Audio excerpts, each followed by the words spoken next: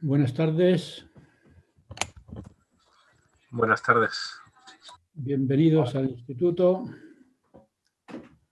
Esperamos unos minutitos para que se vayan incorporando y empezamos.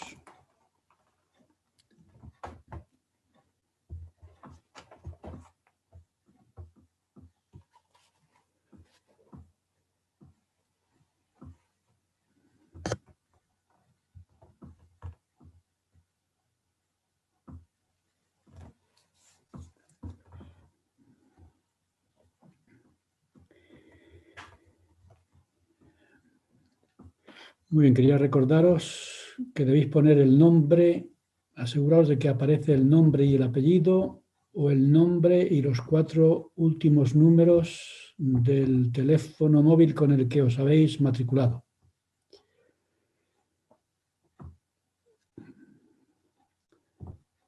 Por ejemplo, Iris, tú eres iPad de Iris. No, sí, justo le iba a cambiar ahora. Ponlo ahí para que ya que vas a estar ahí sentada aguantándome, que cuente. No. Porque ya como os ha dicho Miquel, estamos muy agradecidos de que estéis ahí y es muy importante que ya que estáis, conste en la asistencia. Muy bien, pues vamos a prepararnos con una oración y después ya nos ponemos a trabajar. Por ejemplo, ya que estamos hablando de Iris Quintana, ¿nos ofreces tú la primera oración? Sí. Con la oración de Iris empezamos la lección. Adelante. Padre Celestial, gracias por este día, por estar aquí todos reunidos, que podamos aprender cosas nuevas sobre tu evangelio y que podamos estar unidos en descubrir nuevas cosas. Que tu Espíritu siempre nos acompañe. Gracias por todas las bendiciones que nos das y esto lo digo en nombre de Jesucristo. Amén. Amén. Muchas gracias, Iris. De nada. Bueno, el guión de la lección va a ser el siguiente. Habéis recibido en el grupo las 6 preguntas o los 6 puntos que vamos a desarrollar en los grupos de trabajo. Como ya sabéis, haremos 6 grupos de trabajo aleatoriamente. El grupo número 1 tendrá el tema número 1 y así hasta el 6º. Así que lo que voy a hacer, a semejanza de otras lecciones, voy a ir desarrollándolos, los 6. Solamente unos apuntes para que sirvan de pista y de apoyo a vuestro debate de equipo. Así que yo voy a ir leyendo los puntos, voy haciendo comentarios, añadir los vuestros y luego ya el grupo que le toque ese punto lo desarrollará con más detalle y ya con una perspectiva más propia. Así que el primer punto es, ¿quién lo sabe de memoria? ¿Quién sabe cuál es el punto número 1 para los trabajos de equipo? ¿Qué ejemplos encontramos de Jesucristo en las Escrituras defendiendo a la mujer o algo así? Como gran defensor, ¿no? Muy bien. Es decir, que Jesucristo defendió siempre a la mujer y ese es el ejemplo que debemos seguir. Yo tengo aquí una escritura que quizá podríamos analizar rápidamente. Así tenéis por ahí el Nuevo Testamento como un ejemplo en el capítulo 8 de Juan. ¿Qué es lo que pasó en el capítulo 8 de Juan en los versículos 1 al 11? ¿Os acordáis? Y si no, lo miráis. A ver, ¿quién quiere hacer un resumen de lo que ocurrió en Juan capítulo 8, versículos 1 al 11? Hay una norma en la enseñanza que dice: lo que pueda decir el alumno, que no lo diga el maestro. Y así el maestro descansa y los alumnos no se duermen. Fue la mujer sorprendida en adulterio. La sorprendieron en adulterio. ¿Quiénes eran los que la sorprendieron? Bueno, la acusaban. La acusaban los escribas y fariseos, ¿no? Es decir, como siempre, los hombres acusando a las mujeres. Muy bonito, ¿no? Entonces la trajeron a Jesucristo. Claro, la primera pregunta que yo me hago es si la sorprendieron en el adulterio, la sorprenderían con alguien, ¿no? Y la pregunta es, ¿y el hombre? ¿El hombre se escapó o es que era uno de los fariseos? Que ya sabéis lo que pasa, ¿no? Que siempre los fariseos andan ahí acusando a los demás. Así que dijeron a Jesucristo, mira, aquí la tienes, la hemos sorprendido en adulterio. Jesucristo tenía que haber dicho, ¿y el hombre quién era? Y ellos dirán, eso no lo sabemos, pero la sorprendimos en adulterio. A ella sola, entonces no es adulterio, será otra cosa, ¿no? Bueno, el caso es que la sorprendieron y le dijeron a Jesucristo, ¿qué le dijeron?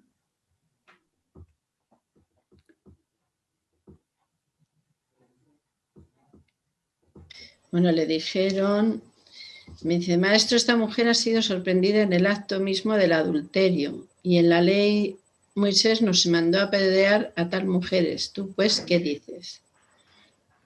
¿Sabéis lo que es apedrear, no? Si lo ponen ahí, deberían decir lapidar.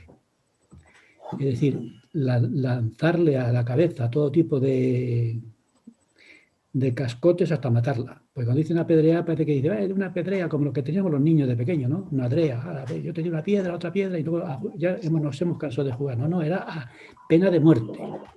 Moisés declaró la pena de muerte. ¿Y tú qué dices? Y esta, como casi todas las preguntas de los fariseos y saduceos y escribas, era una trampa. ¿Cuál era la trampa? Si él decía que sí, si decía que sí, adelante, cumplamos con la ley de Moisés, ¿cuál sería el problema? Pues que la apedrearían, o sea, la matarían. Pero solo a ella. ¿En qué lío se metía Jesucristo diciendo que sí? Pues que... Él no era testigo. Sí, pero... Okay, bueno, Jesucristo estaba empezando a poner el evangelio suyo, el de Jesucristo. Él estaba empezando a cumplir. Si empezaba a hacer eso, pues todo lo que él había dicho iba a ser en vano, ¿no?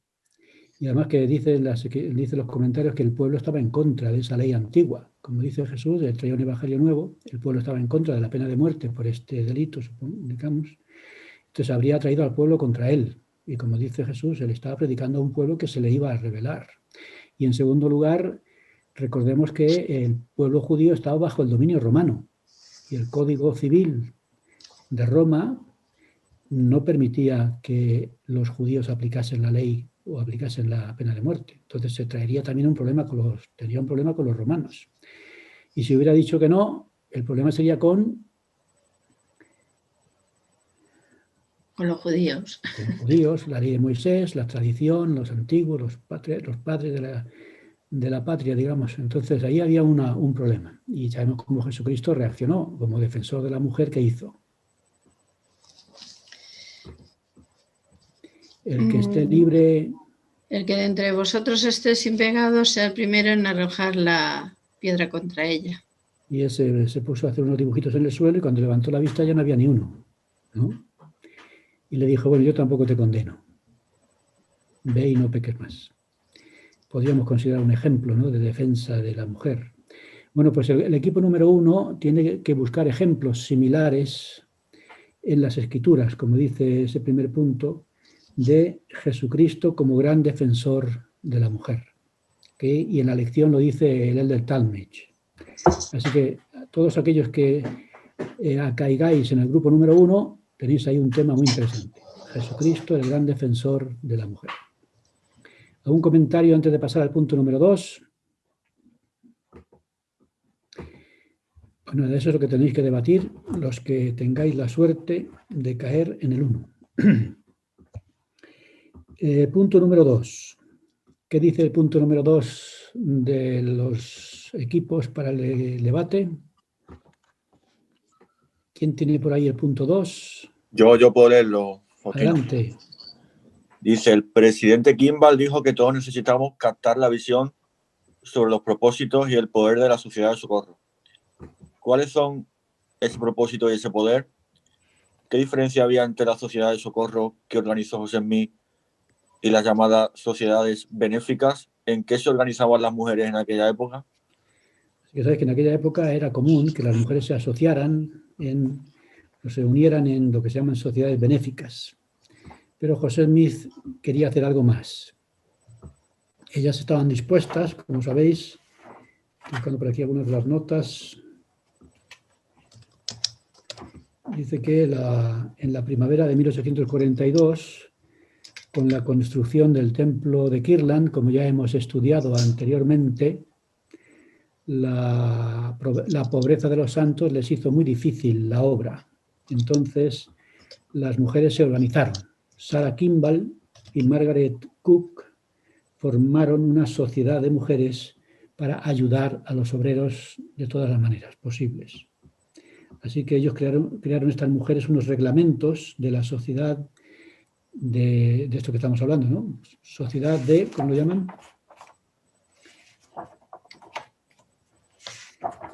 Las sociedades benéficas, ¿no? Ellos lo estaban haciendo a la manera de la época para ayudar a los obreros en el templo. Y llevaron los reglamentos de la sociedad a José Smith y José Smith les dijo: el Señor tiene algo mejor para vosotras. Vamos a organizar a las mujeres bajo la dirección del sacerdocio. Y entonces el presidente Kimball dice que es muy importante tener la visión de lo que es realmente la Sociedad de Socorro. La Sociedad de Socorro no es solamente una sociedad benéfica. La Sociedad de Socorro es algo más. Y José Smith organizó esa sociedad bajo la autoridad del sacerdocio. De manera que la Sociedad de Socorro tiene esa imagen, esa perspectiva que nadie debe perder, ni los hombres ni las mujeres. Que la Sociedad de Socorro es una organización bajo el sacerdocio y dentro del sacerdocio. Es algo más que una sociedad de socorrer. Por supuesto, hay muchas cosas que tiene que hacer la Sociedad de Socorro y esto lo vemos en otro de los puntos. Pero de momento, el punto que tiene que debatir el equipo número 2 es cuál es esa visión de la que hablaba el presidente Kimball sobre la Sociedad de Socorro. ¿Cuáles son sus propósitos? ¿Cuál es el poder de esta organización? Que aunque se quiso organizar a semejanza de las sociedades benéficas de la época, José Mire dijo, no, es algo más. La Sociedad de Socorro está con el sacerdocio y actúa con el sacerdocio. Y ese es el punto que hay que desarrollar en el equipo número 2. ¿Algún comentario sobre este punto que sirva de preparación para el debate?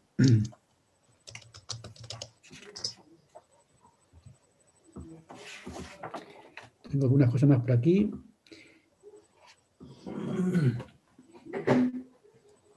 Dice que, decía, en la Sociedad de Socorro hay un poder grande para fortalecer los hogares y edificar el reino de Dios.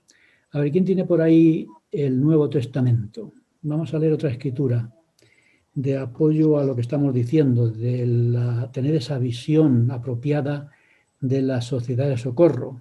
Este es un punto muy interesante para los que entréis en el equipo número 2, porque yo no sé si realmente todos los hombres y todas las mujeres tienen la visión, la perspectiva apropiada de la Sociedad de Socorro, que incluso a veces se hacen bromas y demás porque no se entiende el carácter sagrado de esta organización, que es algo más que, como quisieron hacer aquellas mujeres, y que tampoco venía mal, coser ropa para los obreros, ¿no?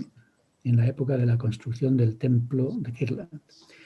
Ahí tenéis ahí el libro, el Evangelio, la Epístola de Santiago, Santiago 1, versículo 27, que es muy conocido y que podríamos quizá en el debate del grupo podría relacionarlo con este punto número 2. ¿Qué dice Santiago 1, 27? Puedo leerlo. Yo lo tengo. ¿Quién lo tiene? Yo. Un hombre y una mujer. Pero Javier también, ¿no? Entonces, como hoy es... Sí, pero hoy es el Día de las Mujeres. Claro, hoy es el Día de las Mujeres, así que adelante, Esperanza. La religión pura y sin mácula delante de Dios el Padre es esta: visitar a los huérfanos y a las viudas en sus tribulaciones y guardarse sin mancha del mundo. Así que por supuesto, ese aspecto también es fundamental en la sociedad de socorro, y ahí el apóstol Santiago dice que esa es la verdadera religión. Esa es la religión pura, que está dividida en dos partes, que son, primero, preocuparse de los huérfanos y las viudas. Los huérfanos. Las personas que están solas, ¿no? Y segundo, las viudas, o al revés. Primero los huérfanos, después las viudas, y después la segunda parte. Guardarse de mancha del mundo. Eso es. Sin mancha del mundo. Sin mancha, ¿no? Cumpliendo los mandamientos y demás. Entonces ahí tenéis puntos interesantes para el debate. La sociedad de socorro tiene en el material de la lección, habla muchas cosas sobre el papel, la visión, el poder de la sociedad de socorro, y ese grupo debe desarrollarlo para enseñarnos estas cosas que se desarrollan en la lección. Un comentario sobre el punto número 2 y pasamos al punto número 3. Hoy voy un poco más deprisa porque la última vez me comí yo todo el tiempo. ¿Cuál es el siguiente punto? ¿Qué dice el punto número 3? ¿Cómo se entendía el sacerdocio en el siglo XIX? Porque es un error establecer una conexión entre el sacerdocio y los oficios del sacerdocio. ¿Y por qué dijo el presidente Oaks que no hay que hablar del sacerdocio y las mujeres, sino de los sacerdotes y las mujeres? ¿Y cuál es la diferencia? Ahí hay un tema interesantísimo, ¿no? Para un par de horas. Es decir, primero es el sacerdocio en el siglo XIX. En el siglo XIX la definición de sacerdocio era que dice, el sacerdocio en el decenio de 1830 era el oficio de un sacerdote, el orden de los hombres que han recibido oficios sagrados. Entonces la definición de sacerdocio era, el sacerdocio es un oficio que recibe los hombres. Los oficios del sacerdocio que ya conocemos, ¿no? Con los quórumes y demás. Esa era la definición. Por tanto, el sacerdocio se asignaba exclusivamente a los hombres y se conectaba exclusivamente con los oficios dentro del sacerdocio. Así que había esa conexión entre el sacerdocio y el oficio. Era una ordenación a un oficio, era una autoridad para llevar a cabo los ritos religiosos y la autoridad para predicar. Esa era la definición que había en aquella época. Por ejemplo, la guía de estudio de las Escrituras, ¿qué dice? Si buscamos la palabra sacerdocio, ¿qué es lo que descubrimos? Y vamos a añadir algo a esa definición de la guía de estudio con permiso de los jefes. A ver, ¿quién ha encontrado la guía de estudio donde pone sacerdocio? Y dice ahí... Yo lo tengo. Adelante. La autoridad y el poder que Dios da al hombre para actuar en todas las cosas relacionadas con su salvación. Los miembros varones de la Iglesia que poseen el sacerdocio se organizan en quórums y tienen la autoridad para efectuar las ordenanzas y llevar a cabo ciertas funciones administrativas de la Iglesia. Muy bien. Muchas gracias, Miguel. Léenos el primer párrafo diciendo hombres y mujeres. El primer párrafo.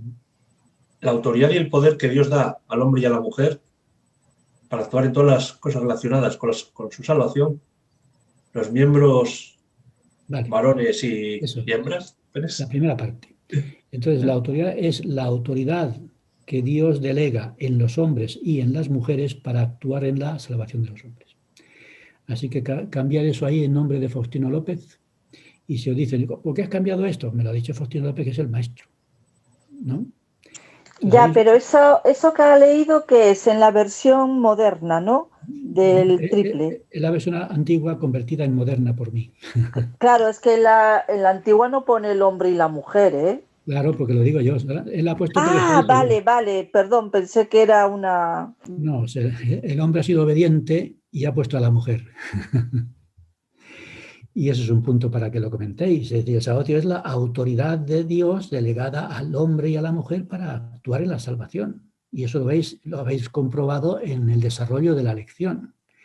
Por tanto, hay una gran diferencia entre esta definición que nos ha leído Miguel de la guía de estudio, añadiendo en mi caso, que le he dicho yo, lo de la mujer, a la definición del siglo XIX, el decenio de 1830, que además influyó al principio un poco en los miembros de la Iglesia. Hasta que poco a poco, además yo he sido testigo de eso, y si hay aquí algún viejo también, es decir, poco a poco la mujer se ha ido incorporando a las conferencias generales, orando y discursando, que antes no se hacía porque venían con la inercia de la definición o el concepto del sacerdocio del siglo XIX, y poco a poco la mujer se va incorporando a más cosas que tienen que ver con la obra de salvación. Así que ese es un punto importante, el punto número 3 de la participación. ¿Cuál es el error de la conexión entre sacerdocio y oficio? Porque la definición es esa. Es decir, entonces, si el sacerdocio es el oficio que se da a los hombres, la mujer nunca tendrá sacerdocio, porque una mujer no es diácona, o diaconisa, o presbítera, ¿no? O éldera, o anciana. Entonces, claro, si yo digo que el sacerdocio es el oficio que reciben los hombres, ya he quitado a la mujer del sacerdocio, y la mujer está actuando bajo la dirección y la autoridad del sacerdocio, según leemos en la lección, especialmente cuando José Smith les dijo, no vais a ser una sociedad benéfica, vais a ser una sociedad que actuará bajo la dirección y con la autoridad del sacerdocio. Por tanto, hay una gran diferencia entre lo que se decía y lo que la Iglesia estableció una vez que se organizó y restauró adecuadamente. Y luego el presidente Oakes dijo, y todavía, yo lo voy corrigiendo donde puedo, pero todavía no está corregido en todos sitios, ni siquiera en la lección de hoy, creo. Es decir, no hay que decir la mujer y el sacerdocio. Hay que decir la mujer o las mujeres y los sacerdotes. ¿Qué diferencia hay entre una y otra? Ese es un punto del grupo, entonces, para que sirva de preparación. ¿Qué diferencia hay entre decir las mujeres y el sacerdocio a decir las mujeres y los sacerdotes? Yo aún me hago la pregunta que por qué cuesta tanto, incluso en la Iglesia, que tenemos el conocimiento, por qué cuesta tanto en general a los miembros entender lo que es el sacerdocio. ¿No? Falta esa visión que decimos, ¿no? Entonces yo creo que venimos todos, cada uno cojeando de sus antecedentes, ¿no? Yo cojeo a lo católico, en aquella época cojeaban a lo protestante, y algunos cojean, yo me acuerdo que José María Oliveira decía, en la época cuando éramos 4 gatos allí en una calle, Guzmán el Bueno en Madrid, decía, claro, es que hay una oratoria católica y una oratoria mormona. Y los nuevos conversos se les nota que dan sermones como el cura, en lugar de dar discursos a la manera actual, ¿no? ¿Y cómo se aprende la oratoria mormona, con perdón? Pues de las conferencias generales. En las conferencias generales se dice de qué se habla, cómo se habla, etc. Y yo, que venía de la Iglesia Católica, pues me notaba un poquito ¿no? Y el tonillo. Incluso mi esposa, cuando me vio a mí en la iglesia y dijo, hombre, me gustaría como novio, pero es que parece un curilla. Un curilla. Y entonces me tuve que quitar el pelo de la dehesa. Y poco a poco, como dice Pilar, digamos, restaurarnos un poquito, incluso hasta en el tonillo, como ese tonillo que traen los exmisioneros, que dicen como 50 veces por cada frase, ¿no? Entonces hay un tonillo que hay que ir corrigiendo. Y cuando vienen los exmisioneros, por favor, elder, hermana, no diga nunca cómo, porque está usted comiendo cada frase, no diga usted cómo. Y los exmisioneros siempre están con el cómo en la boca, no sé por qué. O el poder, ¿no?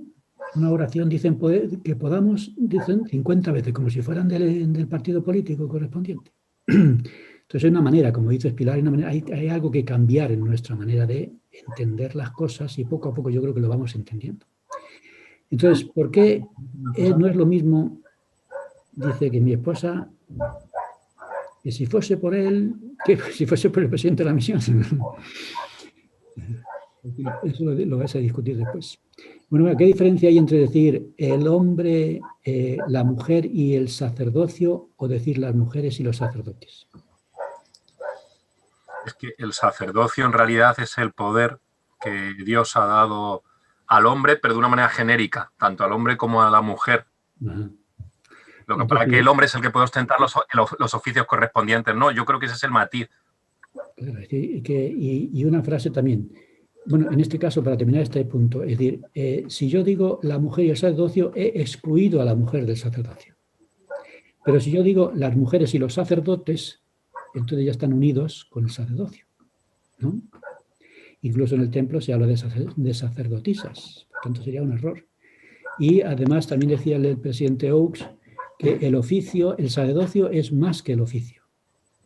Esto lo digo para el grupo que trabajéis. El sacerdocio es más que el oficio. Por tanto, incluye a personas que no tengan el oficio del sacerdocio correspondiente. Es decir, aunque no tenga ningún oficio de sacerdocio de Aarón, aunque no tenga ningún oficio de sacerdocio de Melquisedec, como el sacerdocio es más que el oficio, también puedes tener sacerdocio aunque no tengas un oficio. Y actuar bajo esa autoridad y con ese poder. Así que eso es un punto a debatir en el grupo número 3.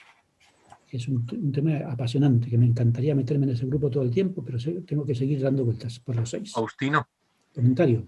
Sí, hay una cosa que me llamó la atención, hablando una vez con unos misioneros norteamericanos, me comentaron que le resultaba un poco chocante cuando se decía que tal o cual hermano era poseedor del sacerdocio, porque realmente nosotros no poseemos el sacerdocio, pero es como un modismo del castellano que en el inglés creo que no se alude así. Yo he estado 2 veces en el Comité Internacional de la Lengua Española. No sé por qué me metieron a mí, porque yo no soy lingüista, ¿no? Podré ser lenguaraz, pero lingüista nada.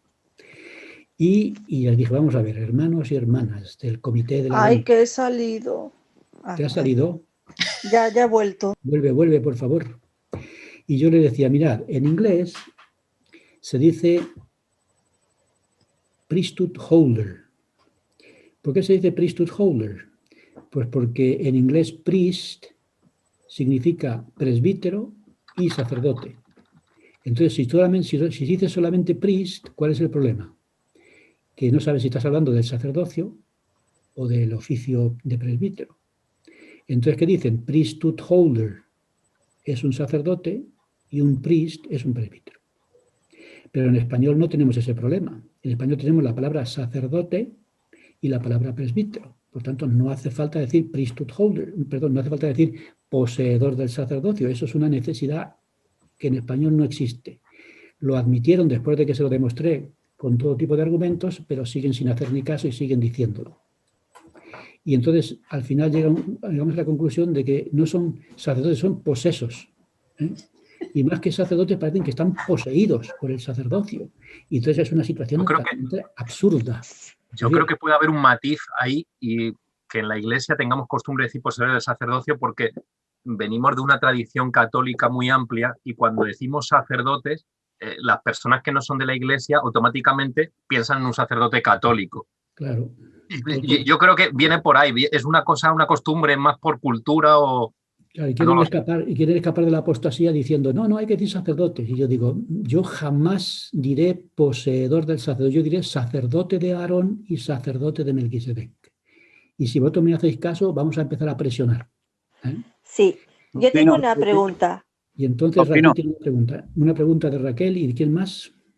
Faustino, yo te quiero comentar una cosa de lo que acaba de decir este chico. Se llama Javier. A ver, ¿qué ha dicho Javier?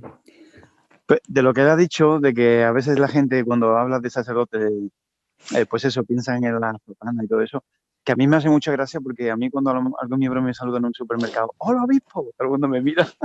Sí, es verdad. Y aquí el obispo habló antes que yo y no cedió el puesto a una mujer. No, la pregunta... Perdón, Raquel. La pregunta es, sabemos que hay sacerdotes y sacerdotisas. ¿Las sacerdotisas no seremos a tiempo completo o solo es en el templo y en el reino celestial? Aquí... Esto lo vamos a debatir en el punto del templo. Eso es una pregunta muy interesante que tenéis que debatirlo. Espero que te toque a ti ese grupo para que lo peleéis por ahí. Bueno, lo que estaba diciendo Javier, hay una tendencia a escapar de ciertas palabras que supuestamente conectan con la apostasía. Por ejemplo, una palabra que a mí me encanta, feligrés, ¿no?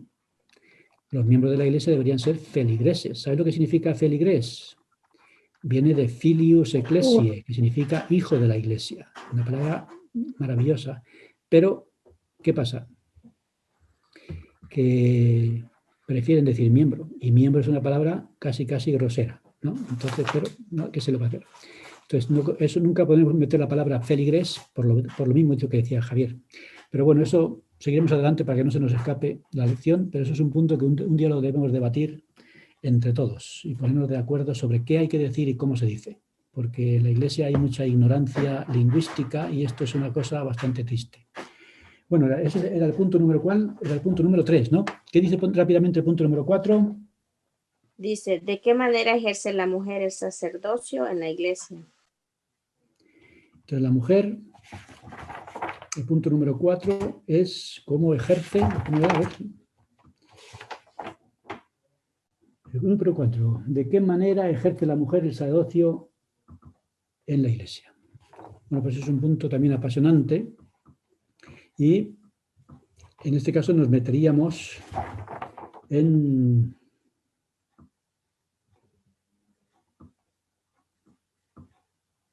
ese es el apunte que habla del templo ya. Entonces, ¿de qué manera? ¿Qué significa que sin la ayuda de la mujer?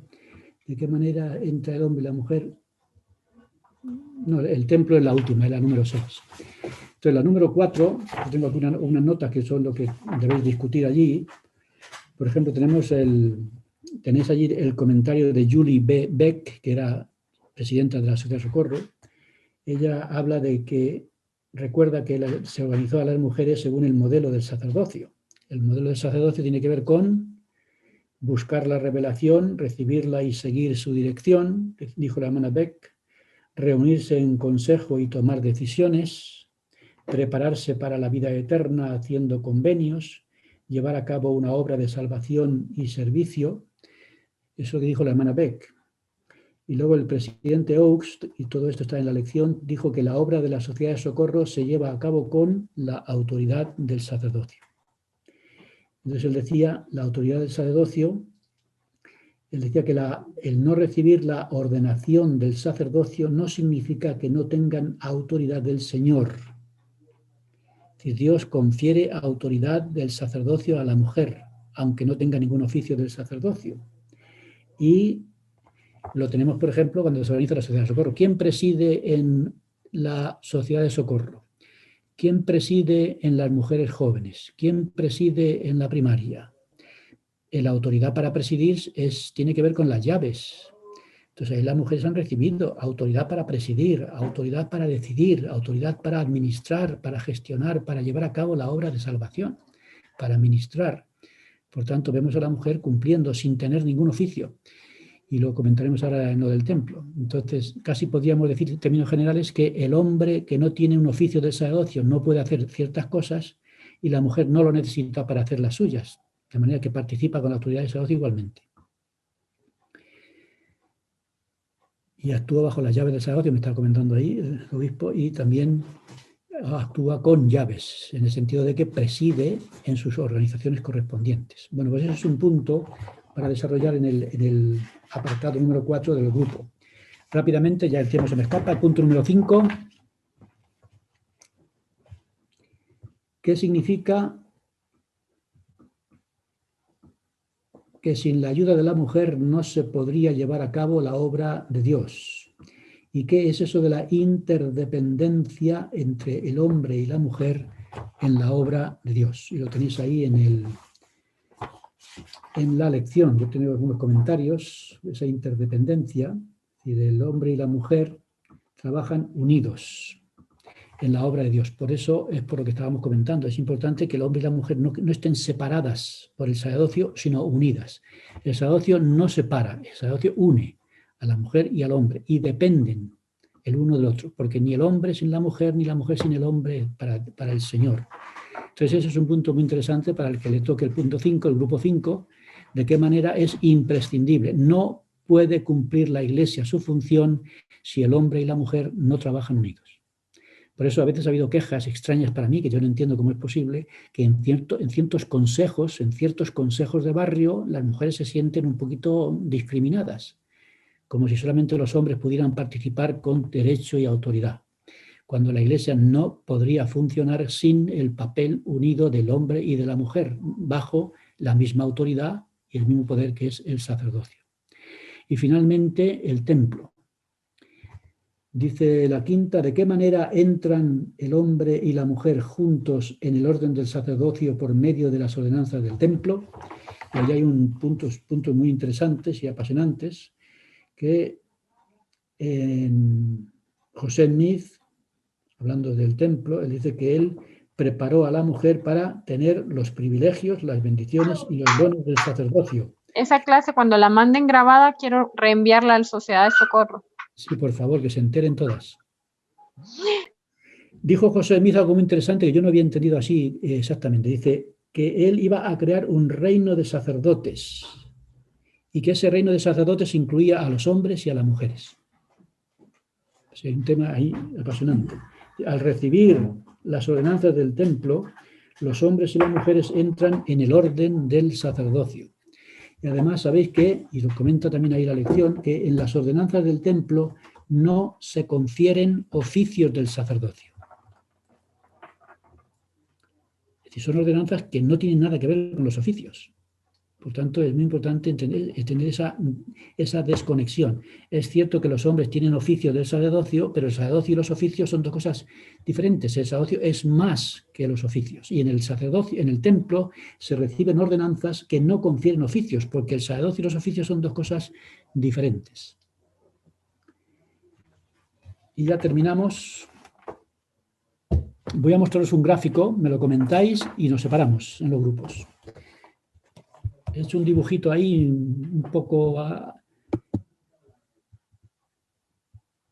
artístico, pero trato de resumir todo lo que estamos comentando en este pequeño gráfico. Venga, a ver, miradlo y que sirva también de punto de apoyo para vuestros debates. Lo comentamos y nos separamos.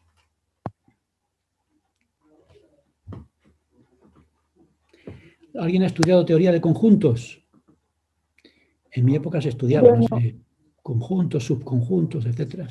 Bueno, pues aquí hay un poquito de teoría de conjuntos, aplicado a, como resumen, el tema de las mujeres, el sacerdocio, los hombres y demás. A ver, ¿quién quiere comentar esto? ¿Quién se anima? Lo que viene a decir es que no podemos funcionar separados.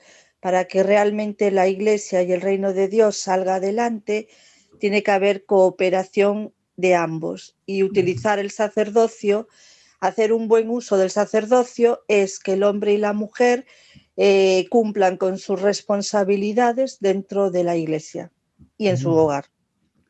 Bien dicho, Raquel. Más cosas. Ahí se están mostrando dos modelos. Y en el primero la mujer está, digamos que excluida del sacerdocio, que se pone el sacerdocio solo al hombre con los curones y los oficios.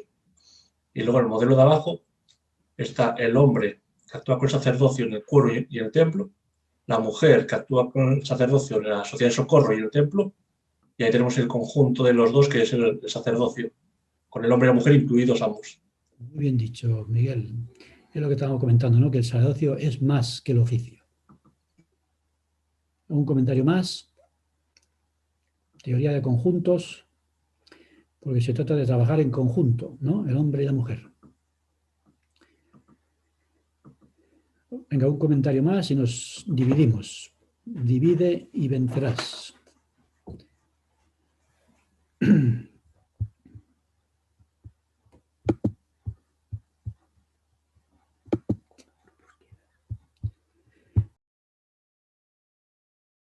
Todavía. Hacéis un comentario antes de separarnos, porque ya estamos preparados para la división, pero antes, pon el dibujito.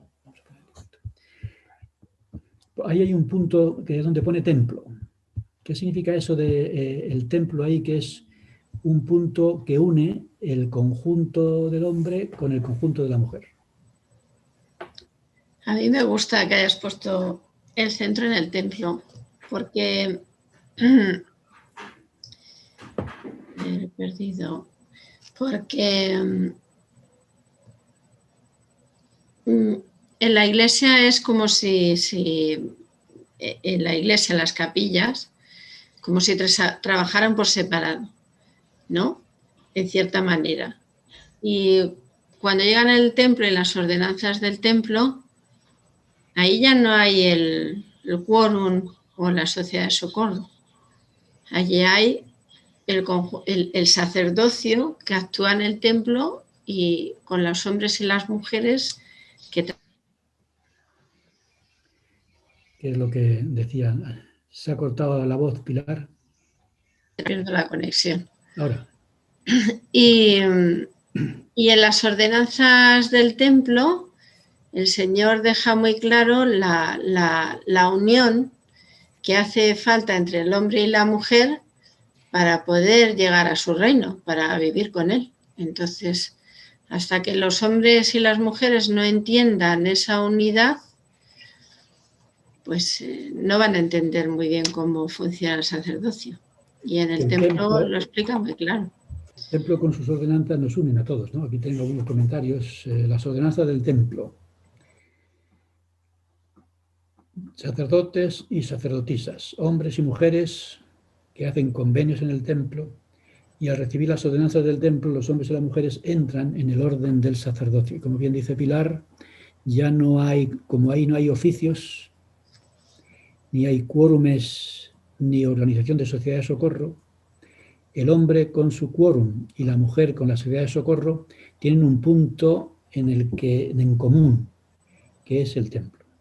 Y ahí el sacerdocio se une por completo, y el hombre y la mujer, cuando participan de las ordenanzas del templo, y especialmente cuando participan de las ordenanzas del sellamiento como esposo y esposa y la investidura y demás, podemos ver, ¿no?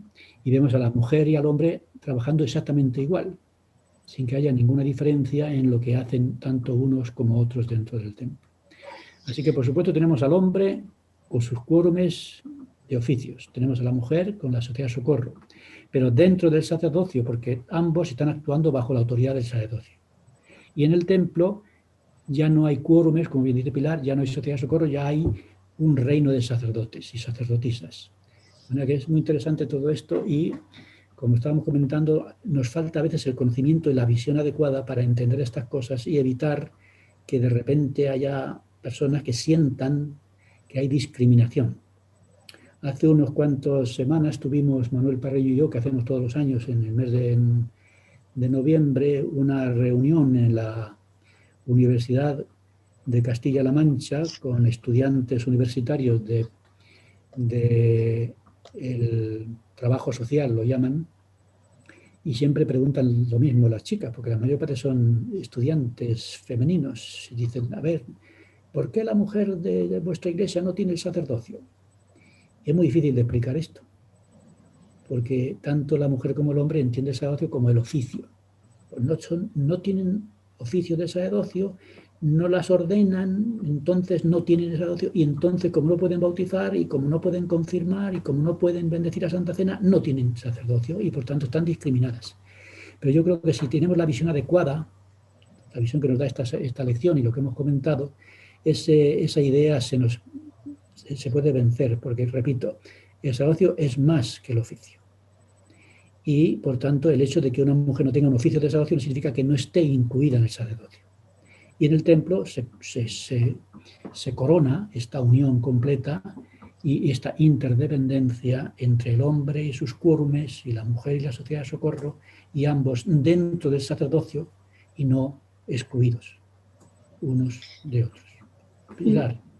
Sí, yo creo que el Señor y nuestro Padre Celestial nos ha dado un ejemplo muy claro en la familia para que entendamos, porque Él, por medio de las mujeres, nosotras damos a luz a los hijos, pero el hombre también es padre de los hijos. Entonces, sería un error decir las mujeres, no, los hijos son nuestros porque los hemos tenido nosotros. Vosotros ahí no entráis para nada, ¿no? Pues es lo mismo, ¿no? En la función de la maternidad, el padre se complementan a la hora de criar esos hijos, y con el sacerdocio es lo mismo. Los hombres, el Señor les da el trabajo de actuar en su nombre, porque claro, no los iba a dar toda la carga a las mujeres. de tener todos hijos y sería demasiado, ¿no? Pero en la familia... Podríamos con ello, Pilar. Bueno, no, yo creo que está muy bien hecho. Que los hombres no cuando es de la familia, no sé, no se vienen a pensar y decir, no, los hijos no son nuestros, claro, los hijos son vuestros. Claro, igual, pues en el sacerdocio es lo mismo. Los hombres tienen unas responsabilidades, un trabajo que hacer en la iglesia que el Señor les ha dado a través de los oficios del sacerdocio, y las mujeres tienen otras responsabilidades, pero se complementan. Ese argumento utilicé yo con una de las estudiantes de la Universidad de Castilla-La Mancha. Yo le dije, mi participación en el nacimiento de mis hijos es mínima, pero yo espero que no me quiten mi derecho a ser padre de mis hijos, a pesar de que la protagonista ahí más grande es la mujer, en lo que es la paternidad, ¿no? La maternidad tiene una participación mucho mayor, pero yo no me siento menos padre que mi esposa madre. Esperemos que esas cosas se queden resueltas, y de la misma manera, como bien dice Pilar, con el sacerdocio. Cada cual tiene su parte y toda es importante. Sobre todo porque la paternidad y la maternidad no acaba cuando nace el niño, ni el padre deja de ser padre cuando el niño nace. Cuando el niño nace es cuando surge esa unión completa entre el hombre y la mujer para mantener a ese niño y llevarlo adelante en la educación y demás, en su mantenimiento físico y espiritual. Muy bien, pues un buen comentario, Pilar. Vamos a dividirnos. ¿Algún comentario antes de separarnos? Bueno, ahí tenéis temas apasionantes, así que adelante y vamos a ver qué tal se dan los grupos.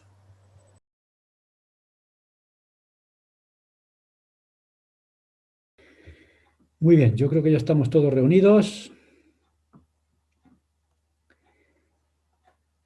Pues adelante. Equipo número 1. ¿Quién es el representante de los jefes? Aquí, yo, Andrea. A ver, Andrea, ¿qué conclusiones habéis llegado? Vale, pues hemos estado hablando de algunos ejemplos en concreto. Bueno, voy a leer la pregunta primero. La pregunta era ¿qué ejemplos encontramos en las Escrituras de Jesucristo como el gran defensor del hombre? Entonces hemos compartido distintos ejemplos específicos, pero en general creo que podemos ver muchas cosas en las Escrituras que manifiestan esta idea, ¿no? Cómo se mencionan a las mujeres y ejemplos en los que las mujeres jugaron un papel muy importante. Pero bueno, voy a compartir algunos de los ejemplos que hemos hablado, pues eso, de escrituras y pasajes concretos. El primero es el que hemos visto antes, ¿no? El de la mujer que fue sorprendida en adulterio y que fue defendida por el Salvador en público. Luego también hablamos de la mujer que tocó el manto del Salvador y que debido a su gran fe, pues ella fue sanada del flujo de sangre que tenía y cómo el Salvador pues se tomó la molestia, ¿no? De averiguar quién había sido y acercarse a ella, ¿no? Y ante todo también pues manifestar esa gran fe que había tenido esa mujer. Luego también hablamos acerca de María, cuando ella fue la primera mujer que vio al Salvador después de resucitar. Entonces, a la primera persona que se apareció el Salvador fue una mujer. Una vez más, pues dejando ver la importancia que las mujeres tenían en la obra en su obra. También hablamos del ejemplo de la mujer samaritana que conversó con el Salvador en el pozo y cómo él pues estuvo testificando de quién era y la estuvo enseñando. Hablamos en Mateo 26 y Marcos 14 aparece el evento en el cual una mujer unge con aceite, un aceite muy, muy caro al Salvador, ¿no? Ella había reservado eso porque para ella era como una ofrenda a él y los hombres en ese momento se quejaron porque era un aceite muy caro y como que lo estaba desperdiciando, pero el Salvador la defendió, ¿no? Y pues les dijo que si ella quería utilizarlo en él, pues que pues obviamente bienvenido era, ¿no? Porque ella había considerado que era lo suficientemente valioso como para dárselo a él. Entonces ese sería otro ejemplo. Y también hablamos acerca de como cuando estaba con Marta y María, incluso aunque en este evento eran dos mujeres las que estaban formando parte de la historia, El Salvador también nos dejó ver qué clase de mujer, ¿no? era aquella que él quería que participase en su obra, ¿no? Y en Proverbios 31:10 se habla acerca de la mujer virtuosa. Entonces, El Salvador también se interesó en enseñar a las mujeres cuáles debían ser nuestras prioridades, ¿no? Y cómo podíamos ser pues, de más ayuda en la obra de salvación. Y por último también mencionar pues, a María, la madre de Jesucristo, ¿no? Ella fue una mujer con un papel muy importante y en todo momento nuestro Padre Celestial se aseguró de que ella recibiese esa ayuda, ¿no? Y que nunca se quedase sola. Al principio, cuando José iba a dejarla, ¿no? Porque ella ya estaba encinta, pero no había sido por él, un ángel se le apareció a José para asegurarse de que él entendía toda la situación y que María no se quedase sola. Y luego, cuando Jesucristo murió, Jesucristo se aseguró también de que ella tuviese gente a su alrededor para que, pues lo mismo, ¿no? Pudiese seguir ella adelante. Entonces, hemos hablado de distintas cosas, ¿no? Pero sin duda hay muchos pasajes que nos hacen ver ese gran amor que El Salvador tiene por la mujer y que testifican de la importancia de nuestro papel en su obra. Muchas gracias, Andrea. Buen trabajo y buen resumen. Equipo número 2. Bien, yo soy el portavoz, me veo la encrucijada de ser el portavoz, sí. Y bueno, nuestro punto era, a ver, ¿me lo puedes sacar aquí? Aquí. Dice, el presidente Kimball dijo que todos necesitamos captar la visión sobre los propósitos y el poder de la sociedad de socorro. ¿Cuáles son ese propósito y ese poder? ¿Qué diferencia había entre la sociedad de socorro que organizó José Smith y las llamadas sociedades benéficas en que se organizaban las mujeres en aquella época? Bien, son diferentes puntos y en cuanto a lo que hablaba el presidente Kimball del poder y el propósito de la sociedad de socorro, lo que hemos llegado a hablar es que obviamente ese poder que menciona es el poder del sacerdocio. Como organización de la Iglesia cuenta con el poder del sacerdocio y la autoridad para, como tú has dicho antes, para presidir. Por ejemplo, la presidenta de la sociedad de socorro preside en esa reunión para tomar decisiones, para recibir revelación y sigue las mismas líneas y las mismas bases que cualquier oficio del sacerdocio en ese sentido. ¿Y cuál es el propósito de la sociedad de socorro? Y bueno, como propósito, al ser una organización auxiliar de la Iglesia, comparte el mismo propósito que la Iglesia, ¿no? Y el objetivo es ayudar a que se pueda cumplir ese propósito, que es ayudar a edificar el reino de Dios en la tierra y ayudar a congregar al Israel disperso en ambos lados del velo. Ahora, ahí es donde entra la gran diferencia entre la organización de la sociedad de socorro y su función en el mundo con las diferentes organizaciones que existen, benéficas, las diferentes ONGs o organizaciones que había de mujeres en aquella época. Que a lo mejor a simple vista pueden hacer lo mismo en una actividad de servicio, pueden hacer la mismo. Antes hemos dado el ejemplo de, a lo mejor han pensado en una familia que en el invierno va a pasar frío y quieren fabricar o conseguir mantas para esa familia. Entonces, una ONG lo haría sin más, conseguiría las mantas, las fabricaría, haría lo que sea para ayudar a esa familia a no pasar frío. Y el objetivo de hacer eso es que esa familia pues, no pase frío. Pero en el caso de la sociedad de socorro, si participa en una actividad de servicio como tal, su objetivo va un poco más elevado de ayudar a esa familia a no pasar frío. Es parte del proceso, es parte del camino, es parte del servicio, ¿no? El querer que esa familia esté bien, pero el objetivo principal es el cumplir con los mandamientos de Dios, el amar al prójimo como Jesucristo hizo, el seguir el ejemplo del Salvador, en perfeccionarnos, en poder ser obediente a los mandamientos, en poder ayudar a edificar el reino de Dios y a congregar al Israel disperso por medio del servicio. Entonces son motivos, son objetivos más elevados que a lo mejor a simple vista una persona, al final la familia va a recibir una manta y es lo mismo. A lo mejor la persona le da igual si es una ONG o la sociedad de socorro, va a quitarle el frío igual, pero para la organización en sí y para la persona que efectúa el servicio, tiene unas bendiciones mayores y una repercusión mayor el saber por qué lo están haciendo y tener un objetivo más elevado por el cual se hace. Y eso es una de las grandes diferencias que tiene la sociedad de socorro con otras organizaciones del mundo. Y bueno, aparte del poder, no sé, por así decirlo, usar el sacerdocio para recibir revelación, para poder presidir, y son cosas obviamente que diferencian a esas organizaciones. Pero eso es lo que hemos estado comentando mayormente. Muy bien, Daniel. Buen trabajo. Equipo número 3. Vale, hablamos de cómo se entendía el sacerdocio en el siglo XIX, y se entendía como que era solo para los hombres y que solo era para los oficios del sacerdocio, y que ahora sabemos que no es así.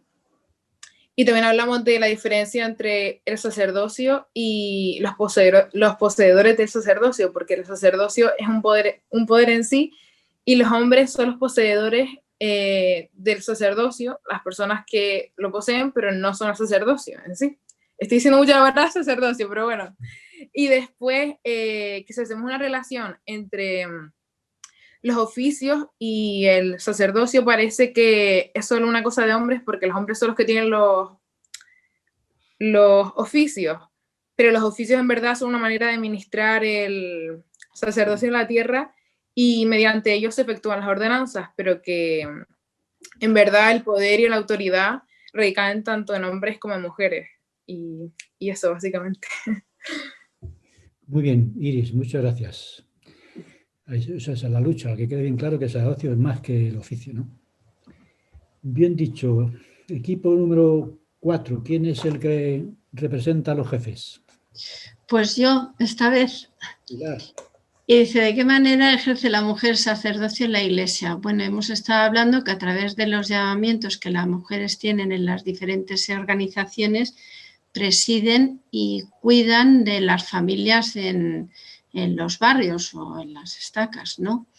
De hecho, también ahora pueden participar siendo testigos en las ordenanzas del bautismo, y también en el templo las jóvenes pueden ser testigos en los bautismos, porque el Señor necesita acelerar su obra, y hemos comentado que las mujeres, casi siempre hay más mujeres participando en las ordenanzas que hombres, ¿no? Luego hemos hablado también de la importancia en las reuniones de consejo, la participación de la mujer, y cómo en la Iglesia cada vez se dice más que por favor se escuchan las mujeres en las reuniones de consejo de los barrios. Bueno, y de hecho el ejemplo lo dan en las autoridades generales, ¿no? En sus reuniones de consejo, y cómo se escucha los consejos de las mujeres, porque los hombres y las mujeres hemos hablado que se complementan, y entonces unos, por sus características naturales, unos pueden percibir una serie de cosas y otros otras. Y entonces es bueno que escuchar a ambos y poder recibir la revelación que el Señor nos da mediante cada uno, y la mujer también. Hemos hablado también de cómo en la familia pues los hombres también buscan el consejo de su mujer en los llamamientos que ellos tienen, y por supuesto a la hora de criar a su familia, ¿no? Y cómo llevarla. Entonces hay también el consejo familiar, ¿no? De los hombres y las mujeres, en la cual se escucha la opinión de ambos. Yo también creo que una mujer que cría sola a sus hijos en el hogar, ella es la que preside esa familia y cuida de su familia, aunque no haya ningún hombre que tenga la autoridad del sacerdocio. Y también hemos hablado cómo la mujer impulsa a los hombres y les anima para poder, y los apoyan para poder cumplir con sus llamamientos en el sacerdocio. Hemos visto el ejemplo de Emma, como ella pues trabajó siendo escribiente y en un montón de cosas, y Emma nunca buscó que se la reconociera, o no sé, era necesario hacerlo y ella simplemente lo hacía, y estuvo siempre allí apoyando a José Smith en todas las cosas. Y luego también hemos hablado como mediante la oración las mujeres pueden invocar el poder del sacerdocio para bendecir a su familia y donde sea necesario. Hay en ocasiones en que no puede, a lo mejor no hay al lado alguien que tenga la autoridad del sacerdocio para dar una bendición, y la mujer no va a imponer las manos, pero sí que puede hacer una oración y el poder del sacerdocio puede bendecir en las necesidades que se tengan, ¿no? Entonces la mujer participa en el sacerdocio para llevar a cabo la salvación de los hijos de Dios. Decían, a menudo las mujeres, dicen, no nos damos cuenta de que el poder mediante el cual hacemos mucho bien en nuestros llamamientos y en nuestro hogar es una expresión del poder del sacerdocio. De hecho, todo el bien que se hace en el mundo se hace mediante el poder de Dios. Saber que las mujeres tienen acceso a ese poder del sacerdocio nos fortalece para ser capaces de hacer lo que se nos pide en cualquier responsabilidad o asignación que tengamos. Muy bien, Pilar, muchas gracias. Una experiencia que cuando estuve preparando lo del vídeo de la escuela dominical, en la pérdida de las 116 páginas, me impresionó mucho porque cuando Martin Harris viene y le dice a José Smith que las páginas se habían perdido, la respuesta de José Smith primera fue, ¿cómo voy a volver yo a mi esposa a decirle esto? ¿Y cómo me voy a presentar ante Dios? Entonces ahí puso a la esposa junto a Dios, en la angustia. Y yo a esto añado por lo de siempre, que a veces cuando alguien dice, oye, ¿qué han dicho de ti? ¿Qué? Digo, mira, a mí solamente me importan 2 testigos, Dios y mi esposa. Si Dios y mi esposa me aprueban, lo que digan los demás me trae sin cuidado. Y esos son los juicios para mí más importantes. Y por supuesto el de la esposa siempre es más duro. Muy bien, gracias, Pilar. Vamos con el equipo número 5. Yo. La pregunta era, sin la ayuda de las mujeres no se podría llevar a cabo la obra de Dios. ¿Qué es la interdependencia entre hombre y mujer?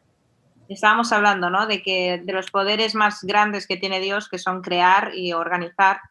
En ambos se necesita a ambos sexos, ¿no? En ambos se necesita al hombre y se necesita a la mujer. Y no se puede hacer ninguna de las dos cosas sin el hombre y la mujer. Veíamos que en la iglesia están representados en el consejo de barrio casi equitativamente a hombres y mujeres, porque las mujeres pueden presidir en la sociedad de socorro, mujeres jóvenes en la primaria, y los hombres pues en los obispados, quórums y hombres jóvenes, ¿no? Entonces vemos que para Dios es muy importante que haya esa unión entre ambos para llevar a cabo, por ejemplo, tanto una familia como la organización de la iglesia. También veíamos eso con un ejemplo que ha dado una hermana entre hermanos y hermanas ministrantes. Entonces, cada familia pues tendrá asignadas unos hermanos y unas hermanas ministrantes que juntos pueden hacer mucho bien a esas familias, ¿no? Pero si cada uno intenta ir por su lado y no hay comunicación, que fue algo que se nos pidió mucho en las últimas conferencias, es difícil que podamos llegar a ayudar como lo necesitan las familias asignadas. Y un ejemplo que nos ha gustado mucho es el de Adán y Eva. Si solo Adán o solo Eva hubiera probado del fruto, no hubiéramos conseguido venir todos a la tierra, ¿no? Realmente debían ser ambos que comieran del fruto. Entonces, si solo Eva lo hubiera hecho, nada hubiera pasado, y si solo Adán lo hubiera hecho, nada hubiera pasado tampoco. Entonces es un gran ejemplo de esa interdependencia, de esa necesidad de ambos sexos. Y otra cosa que también hemos leído en algún discurso es que no se trata ni de ser dependientes ni independientes, porque si fuéramos independientes, que es lo que quizás está pasando ahora en el momento actual, cada uno va por su lado, cada uno es más egoísta, cada uno se separan, simplemente no se juntan para nada. Y eso nos limita mucho hacia el poder o hacia todos los frutos que podemos tener en unión.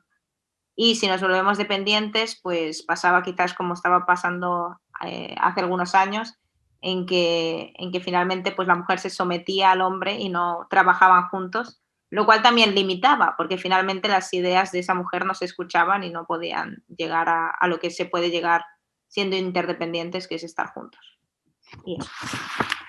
Bien, buena idea, ser interdependientes, ese es el objetivo. Bien dicho, Sara, y buen trabajo del equipo. Equipo número 6. Sí, soy yo, el mandado.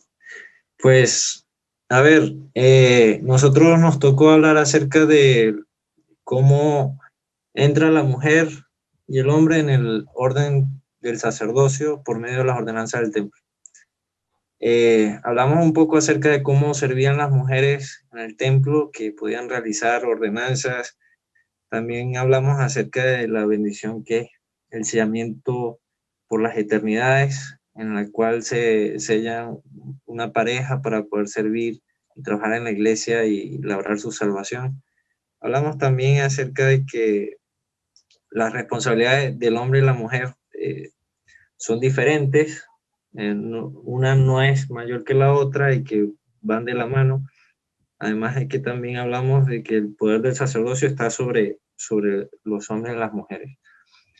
Me gustaría compartir con ustedes una pequeña lectura del ensayo sobre las enseñanzas de José Smith, que habla un poco acerca directamente del tema. Dice, hablando de José Smith, habló acerca de que las ordenanzas del templo permitían que los hombres y las mujeres entraran en el orden del sacerdocio, desde las investiduras hasta el sellamiento, que era la última ordenanza que les permitía entrar.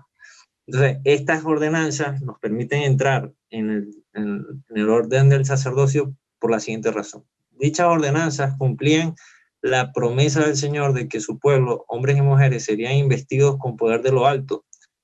Ese poder del sacerdocio se manifestaba en la vida de las personas de muchas maneras y estaba disponible para los miembros adultos independientemente de su estado civil. Las investiduras abrían canales de revelación personal para mujeres y hombres. Conferían una mayor medida de fe y conocimiento y la ayuda del Espíritu del Señor, constituyendo el poder que fortaleció a los santos para las dificultades posteriores en las que enfrentarían mientras viajaban 2100 kilómetros. Entonces, bueno, un poco, como dijo José Smith, pues todos podemos entrar en el orden del sacerdocio por medio de las ordenanzas en el templo y ninguna de las bendiciones que podríamos decir que los hombres por tener el sacerdocio tenemos están limitadas a los hombres, sino que están dadas para todos cuando acudimos al templo. Y pues eso. Ya. Muy bien, José. Buen resumen y buenos puntos. Bueno, tenemos unos minutillos. Si alguien quiere añadir algo que haya quedado por ahí pendiente, lo comentáis y cerramos este día maravilloso que habéis hecho un trabajo estupendo. Yo quiero decir una cosa. Adelante, dale. Yo recuerdo que leí no me acuerdo si fue en el Facebook, no sé si fue de una conferencia o algo, pero que decía que si tú crías bien a un hombre, tú estás criando bien una familia, pero si crías bien a una mujer, estás criando bien a una generación. Y hablaba sobre el impacto que una mujer tiene dentro de un hogar para todos los miembros de un hogar. Solamente eso. Buen comentario. Muchas gracias. ¿Algún comentario más? Me ha venido a la mente, escuchándoos, un comentario que hizo el presidente Eyring, que a mí me encanta. Dice, no sabéis lo que es sentirse, dice, ir a visitar una familia, dice, y siempre comprobar que tu mujer ya había recibido revelación antes y ella ya había estado allí solucionando los problemas. Pues me pasa siempre eso. Me encanta el presidente Eyring y de la manera tan natural que él explica las cosas, ¿no? Y de la manera en que él lo reconoce. Y también, no sé, a veces yo me siento un poco que no sé cómo la mujer no entiende, a veces se hacen comentarios como si la mujer en la iglesia fuera discriminada.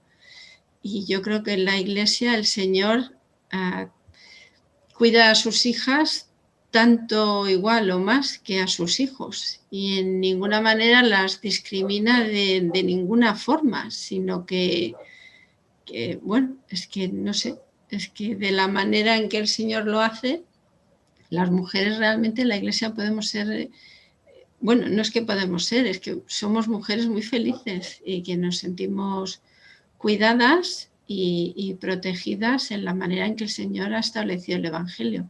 Entonces, yo creo que el mejor lugar que una mujer puede tener en la tierra es en la iglesia. si realmente comprendiera los principios del Evangelio, ninguna mujer querría estar fuera de la Iglesia. Todos querían estar en la Iglesia. Gracias, Pilar. Espero que nadie se sienta discriminado. Si alguna vez hay discriminación es por culpa nuestra, no por culpa de Dios, como comentáis ahí muy bien, que Dios nunca discrimina a nadie. Y nos juzga por nuestras obras y por ninguna otra razón. Él no hace discriminación o acepción de personas ni por una razón u otra. Él premia a todos por igual según su conducta. Muy bien, pues yo he disfrutado mucho de esta lección, las cosas que habéis comentado, las cosas que hemos compartido, y espero que las pongamos en práctica para que la Iglesia siga adelante y todos nos fortalezcamos en un trabajo unido y sin ningún tipo de discriminación. Muy bien, ¿Puedo entonces, añadir, puedo decir algo que me he quedado ahí en el tintero? ¿Sí? ¿O hay tiempo o no? ¿Sí? Adelante, Esperanza, comenta. Vale, yo quería compartir que para mí fue una gran satisfacción comprobar cuando en el templo, yo soy obrera del templo, y cuando recibimos instrucciones que podíamos ser testigos en el bautismo y en los sellamientos. Y no sé, para mí ha sido muy gratificante esa experiencia y me siento muy bien con ello. Igual que otras cosas que no puedo compartir aquí, pero que estoy muy satisfecha con ello y para mí ha sido un gran testimonio. Muchas gracias, Esperanza. Ciertamente, así debiera ser. Bueno, pues vamos a terminar entonces. La semana que viene tenemos la obra por nuestros antepasados, la obra vicaria en el templo, y creo que será una cosa muy importante este punto. Porque la obra del templo es fundamental en la obra de salvación. Lo comentaremos el próximo día, por mi experiencia personal. Demasiadas iglesias cristianas han condenado a las personas por no creer en la obra del templo, la obra vicaria. Una persona se muere sin ordenanzas y lo mandan al infierno. En la iglesia tenemos otras cosas. Tenemos un templo que se convierte en la expresión perfecta de un plan justo de un Dios amoroso. Lo comentaremos el próximo día.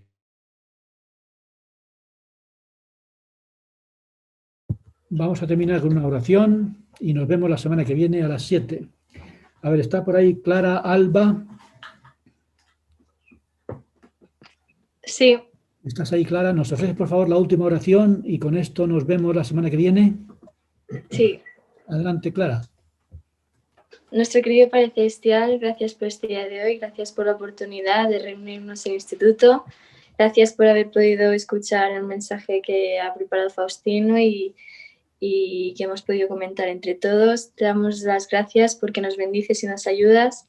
Te pedimos que podamos tener la compañía de tu Espíritu en todo lo que hagamos y durante toda esta semana. Te pedimos que podamos ser una buena influencia, un ejemplo y un instrumento en tus manos. Gracias porque escuchas nuestras oraciones y eso te lo dejamos en un Jesucristo. Amén. Amén. Muchas gracias, Clara. Buenas noches a todos. Hasta luego. Gracias. Chao. Gracias, hermano Faustino. Gracias, adiós. Algunos hasta mañana, otros hasta la semana que viene. Gracias, Faustino. Hasta mañana. No puede ser diaria la clase. Eso quisiera yo, a ver si nos deja la Juntábamos todos mujer. para que sea todos los días, Faustino. A ver si nos deja la esposa. Chao. Que es la que manda.